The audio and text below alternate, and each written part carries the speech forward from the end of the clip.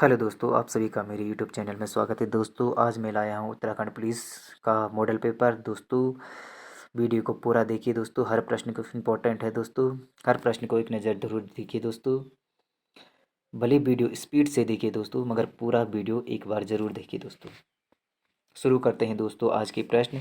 पहला प्रश्न, आर्यों द्वारा विकसित वैदिक सभ्यता का स्वरूप कैसा था? ए नगरीय सभ्यता, बी ग्रामीण सभ्यता, सी मिश्रित सभ्यता, डी अल्प विकसित सभ्यता। तो दोस्तों, इसका उत्तर है ऑप्शन बी, ग्रामीण सभ्यता। आर्य द्वारा विकसित वैदिक सभ्यता थी ग्रामीण सभ्यता थी। दोस्तों, प्रश्न संख्या 2, हुणों के आक्रमण से भारत की सुरक्षा करने का श्रेय किस गुप्त शासक को जाता है? दोस्तों, ए स्कंदगुप्त को जाता है, बी चंद्रगुप्त को जाता है, सी कुमारगुप्त को जाता है, डी स्कंदगुप्त को जाता है। दोस्तों, इसका उत्तर है डी स्कंदगुप्त को जाता है। हुणों के आक्रमण से भारत की सुरक्षा करने वाले शासक थे स्कंदगुप्त थे। दोस्तों, प्रश्न संख्या 3, चौसा का युद्ध किन के मध्य हुआ था? दोस्तों, ए शेर खां और हुमायूं, बी शेर खां और बाबर, हुमायूं और मोदनी राय, और डी आता बाबर और राणा सांगा। तो चौसा का युद्ध हुआ था शेर खां, नहीं सॉरी, शेर खां और हुमायूं के मध्य। ऑप्शन ए सही था। दोस्तों, चौसा का युद्ध शेर खां और हुमायूं के मध्य हुआ था। दोस्तों, प्रश्न संख्या 4, निम्न में से किसके शासनकाल में तैमूरलंग ने कश्मीर पर आक्रमण किया था? किसके शासनकाल में तैमूरलंग ने कश्मीर पर आक्रमण किया था? एक मलिक अहमद, बी सिकंदर, सी कलीमुल्ला, डी कनिष्क। तो इसका उत्तर है दोस्तों ऑप्शन बी, सिकंदर के समय शासनकाल में तैमूरलंग ने कश्मीर पर आक्रमण किया था। दोस्तों, प्रश्न संख्या 5, निम्न में से किसने कांग्रेस को सूक्ष्मदर्शी संस्था कहा था? दोस्तों, ए करजन ने, बी डलहौजी ने, सी केनिन ने, डी डफरिन ने। तो दोस्तों, इसका उत्तर है दोस्तों ऑप्शन डी, डफरिन ने कांग्रेस को सूक्ष्मदर्शी संस्था कहा था। दोस्तों, प्रश्न संख्या 6, एशिया महाद्वीप में प्रवाहित होने वाली सबसे लंबी नदी कौन सी है? दोस्तों, ए ब्रह्मपुत्र, बी सिंधु नदी, सी मेकोंग, सी यांग टी सिटी क्यांग। तो दोस्तों, एशिया महाद्वीप में प्रवाहित होने वाली सबसे लंबी नदी है दोस्तों Yang Yangtze Kiang. Option D सही है। दोस्तों, वीडियो को लाइक और चैनल को सब्सक्राइब भी। प्रश्न संख्या 7, स्वेज नहर के दक्षिणी छोर पर स्थित बंदरगाह निम्नलिखित में से कौन सा है? पोर्ट स्वेज, कोहिरा, आस्वान और पोर्ट सईद। तो दोस्तों, इसका उत्तर है पोर्ट स्वेज। स्वेज नहर के दक्षिणी छोर पर स्थित बंदरगाह है दोस्तों पोर्ट स्वेज कहा जाता है। दोस्तों से प्रश्न संख्या 8, संसार का रोटी भंडार किस गेहूं उत्पादक क्षेत्र को के लिए प्रयुक्त किया जाता है?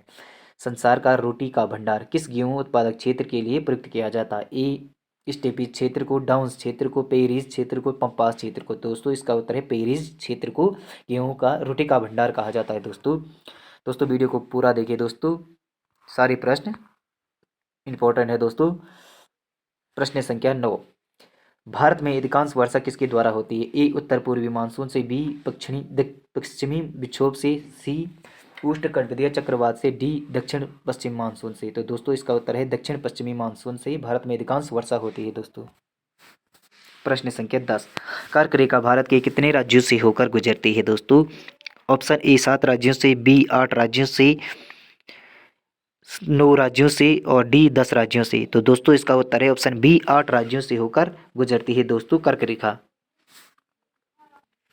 प्रश्न संख्या 11, संविधान का निम्न में से कौन सा अनुच्छेद मौलिक कर्तव्यों से संबंधित है? दोस्तों, ऑप्शन ए अनुच्छेद 48 का ए, बी अनुच्छेद 39 का बी, सी अनुच्छेद 51 का ए, और डी आता है इनमें से कोई नहीं।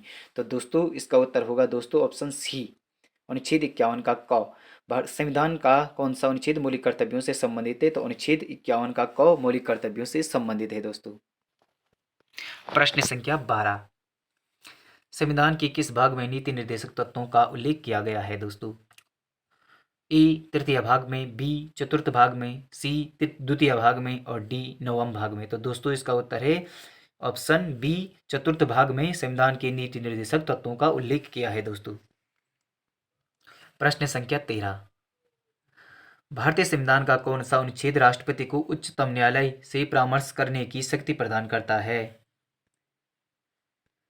ऑप्शन ए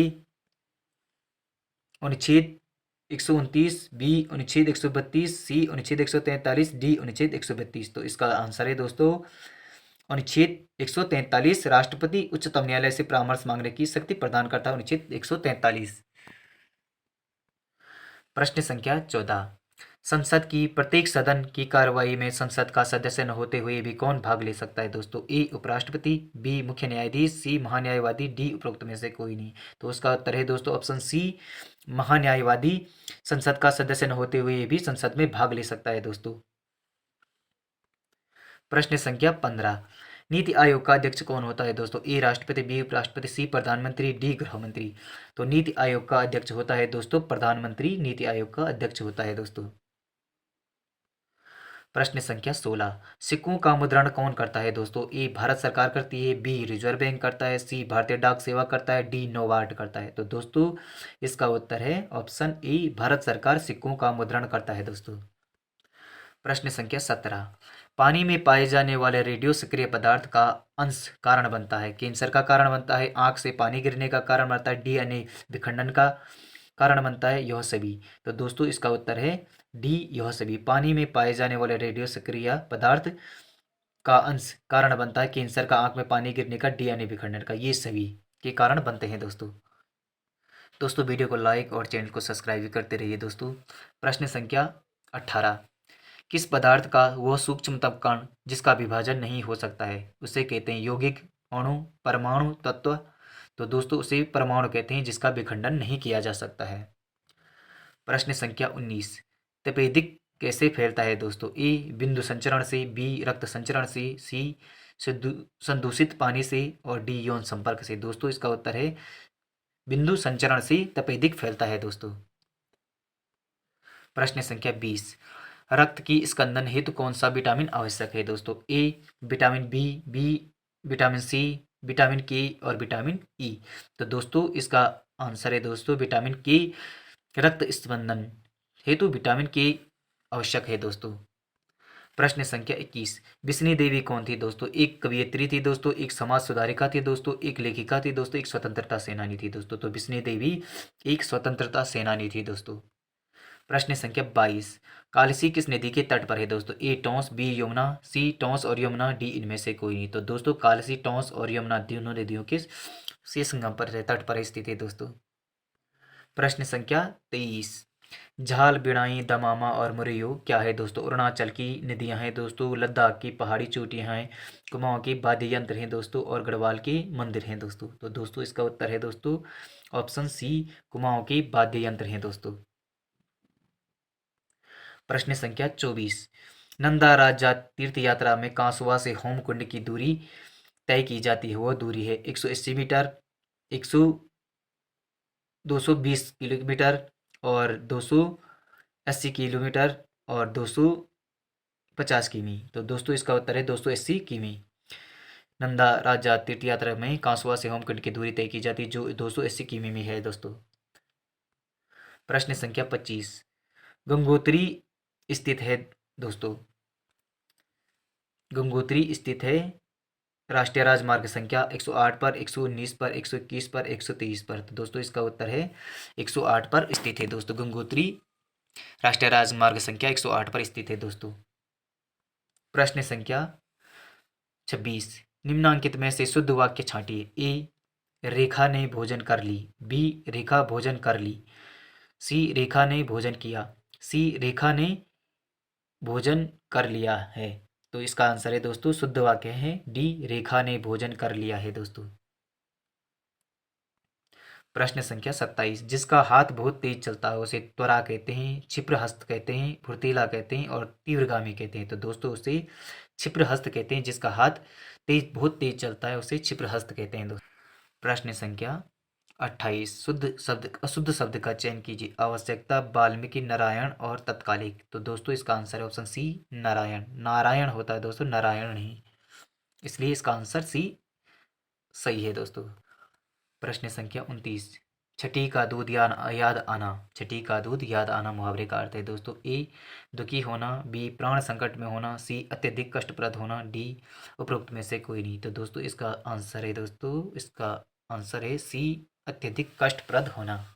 छठी का दूध याद आना का अर्थ है अत्यधिक कष्टप्रद होना।